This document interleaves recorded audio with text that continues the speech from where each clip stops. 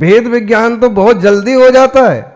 तो ऐसे ही यहाँ भी भेद विज्ञान कर लें। जब व्यवहार चारित्र का पालन करना है तब ये जीव और देह दोनों मिलकर के सहयोग कर रहे हैं।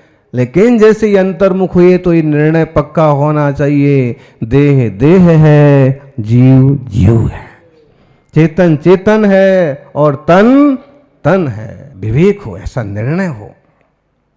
और जब ऐसा निर्णय होता है तो जीवन में आनंद होता है। अहम और वहम पड़ा रहता है, तब तक संयम साधना भी नहीं होती है, मोक्ष मार्ग भी नहीं बन पाता है। अपने ज्ञान की पर्यायें भी भिन्न भिन्न होती रहती हैं। चाहे उपसम्यक ज्ञान कभी किस रूप में है और कभी किस रूप में। जीव और देह दो अलग अलग द्रव्य हो गए और इनका एक त्रैकालिक रूप भी है और एक तात्कालिक रूप भी है। जब तक तात्कालिक रूपों पर टिके रहते हैं तब तक त्रैकालिक ध्रुव तत्व की उपलब्धि नहीं होती। इसलिए स्वभाव की तरफ मुड़ने की जरूरत है। ज्ञानी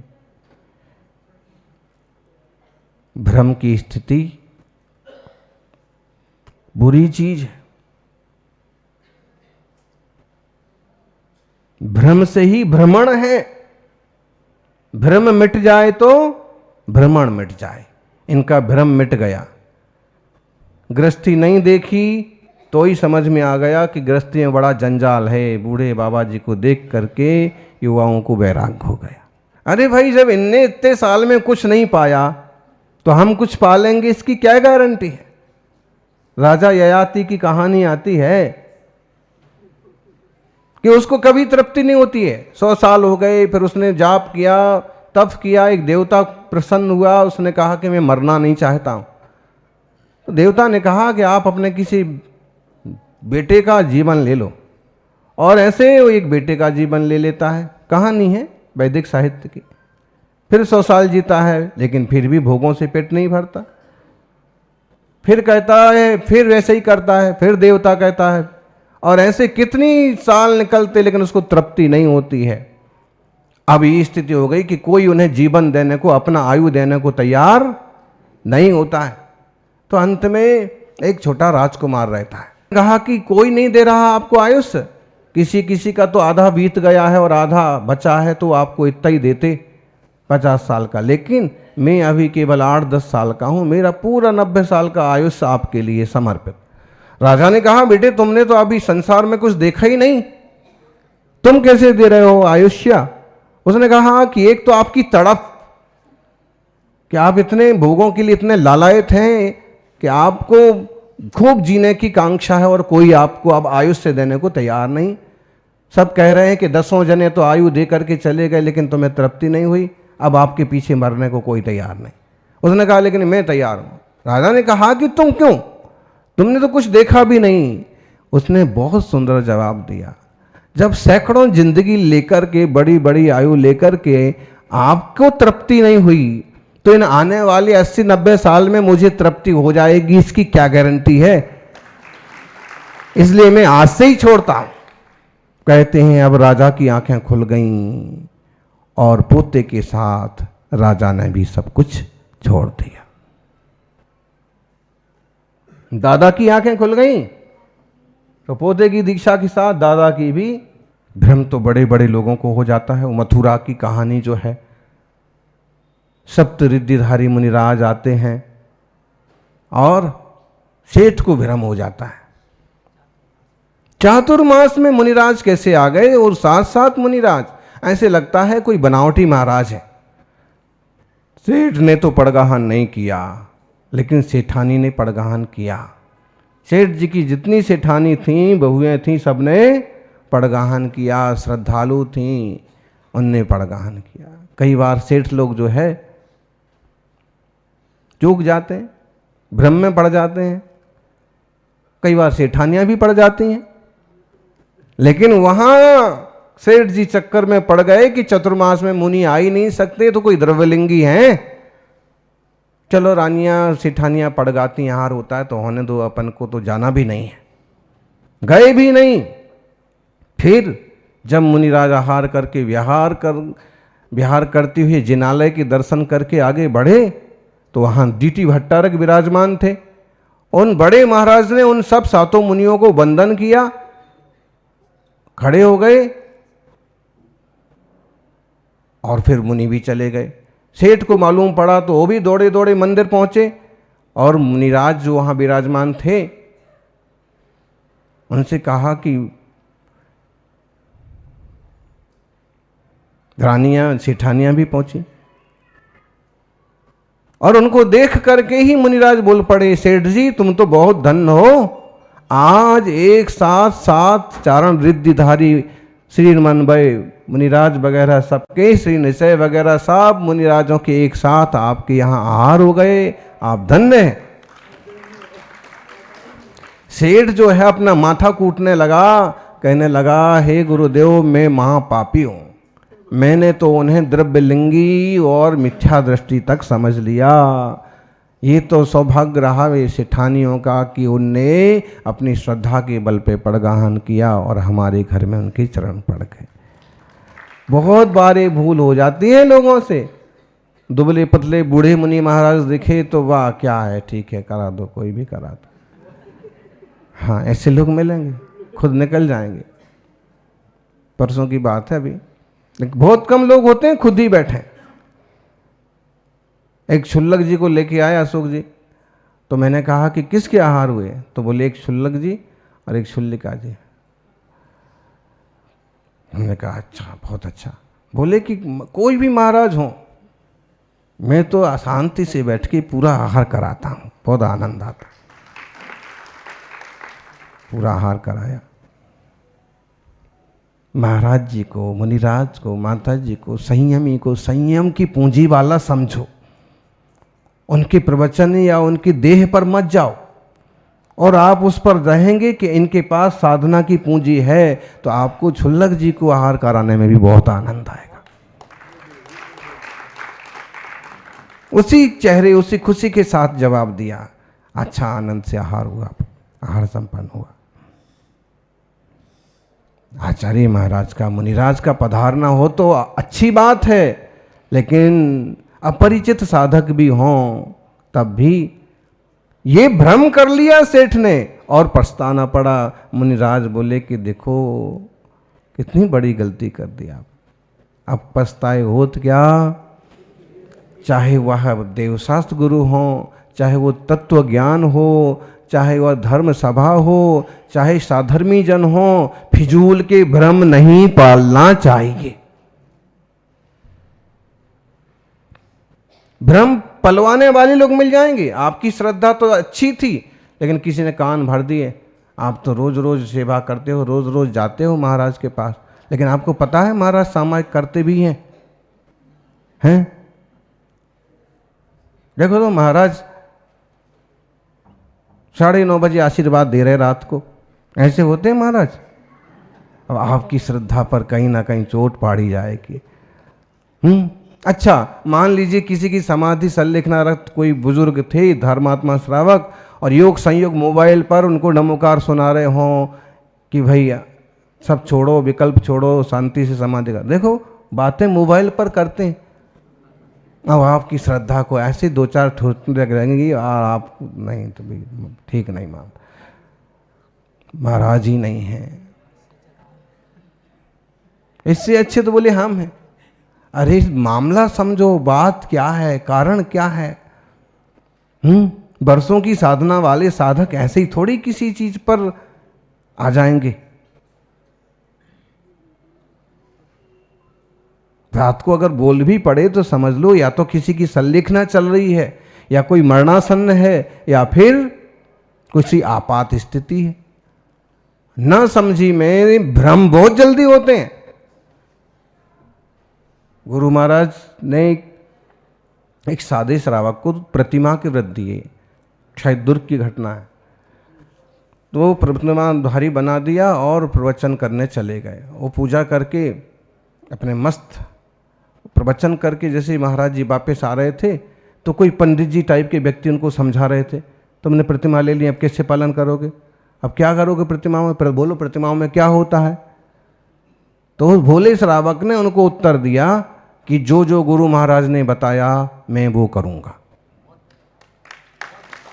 आपके प्रवचन सुनने की मुझे जरूरत नहीं है, मतलब प्रतिमा छोड़ दो, आप व्रत पालन मत करो, उनका ऐसा इशारा था। तो बोले जो जो बताया, जो होता है मैं उतना कर लूंगा, मैं अपनी साधना कर लूंगा। अब तुम जबरदस्ती भ्रम में डाले जा रहे हो। किसी ने अगर कोई मार्ग पकड़ा है तो भ्रमित मत करो, उसको जोड़ो, शांति शालीनता से समझाओ कि बेटे रात का त्याग कर दिया है, अब क्या करोगे, ट्यूशन से थोड़ा जल्दी आओ, जल्दी आते ही भोजन कर लो। ऐसे कुछ तरीके बताओ कि कम से कम दोष में अच्छे से अच्छा नियम फल जाए, पहले ही मत तोड़ दो। आचार्य पूज्यपाद स्वामी कहते हैं कि जब भ्रम टूटता है तो क्या होता है, दृष्टि भेदो यथा दृष्टि पंगुरंधो न योजयेत तथा न योजयेत देहे दृष्टात्मा दृष्टिमात्मनः।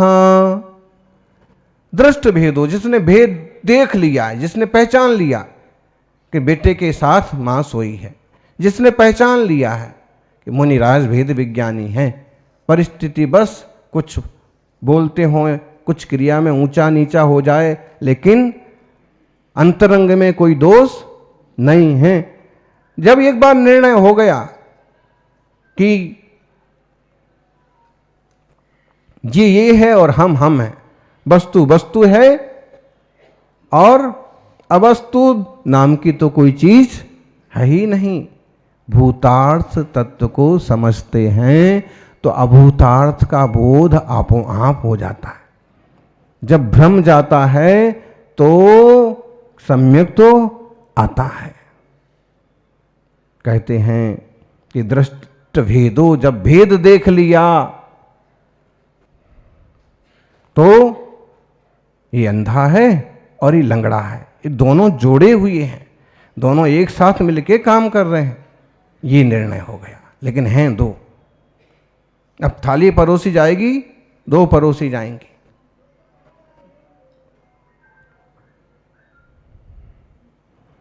तथा ना योजेत देहे दृष्टात्मा दृष्टिदात्मना, ऐसे ही जिसने आत्मा को देख लिया है वो ये निश्चय कर लेता है कि यह आत्मा और ये देह, देह जीव को भिन्न भिन्न जान लेना, अनुभव कर लेना।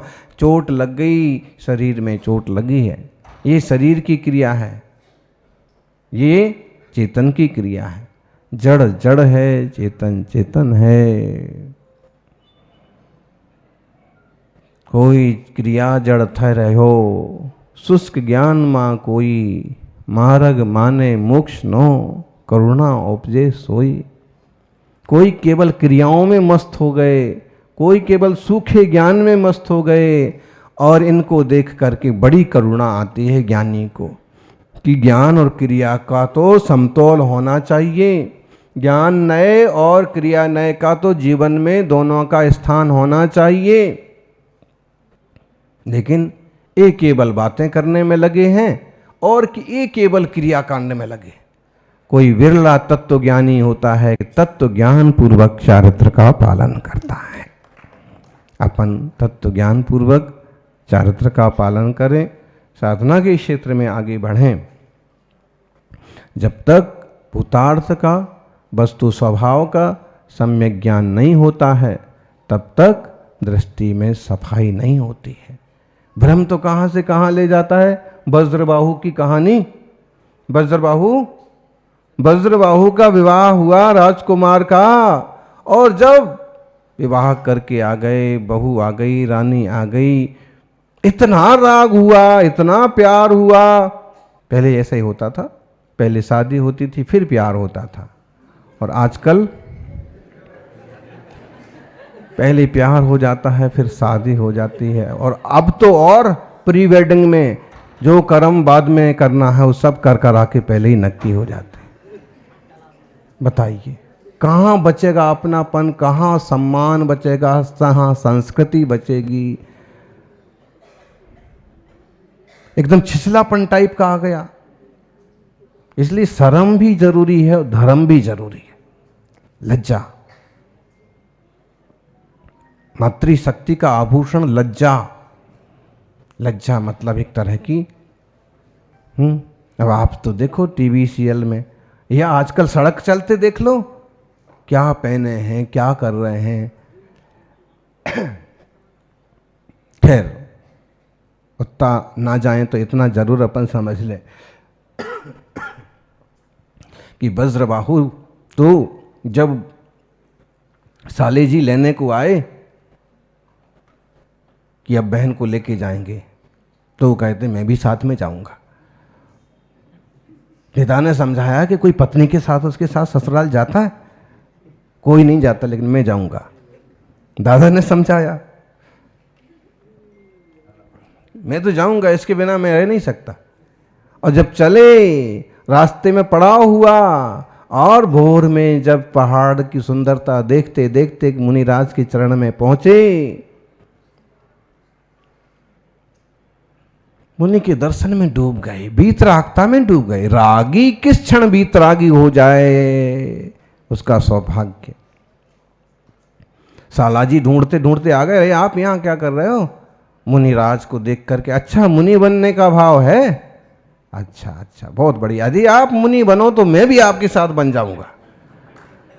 अभी तो पक्का है कि ऐसा रागी व्यक्ति जो पत्नी के पीछे यहाँ तक आ गया हो, क्या मुनि बनेगा? लेकिन उन्होंने कहा कि मुझे मुनि बनना है। और देखते ही देखते मुनिराज ने आंखें खोली, आशीर्वाद दिया और उन्होंने भी केस लॉन्च करके मुनि मुद्रा स्वीकार कर ली। सालाजी हक्के बक्के रह गए, मनाते रह गए, अरे मैंने तो मजाक में कहा था। उसने कहा धर्म में मजाक नहीं होता।